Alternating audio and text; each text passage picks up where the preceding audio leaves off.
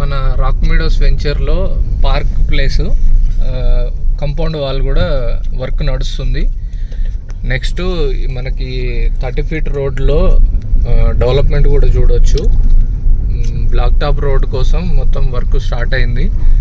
మీకు park area కూడా మొత్తం కంపౌండ్ వాల్ వచ్చేసింది. Regional ring road 500 metres. ఇది రీజనల్ రింగ్ రోడ్కి 500 మీటర్స్ డిస్టెన్స్లో ఉన్న వెంచర్ అనమాట. ఇది మనకి బాల్నగర్ ఇండస్ట్రియల్ ఏరియా దగ్గర వెంచర్ మనకి ఇది.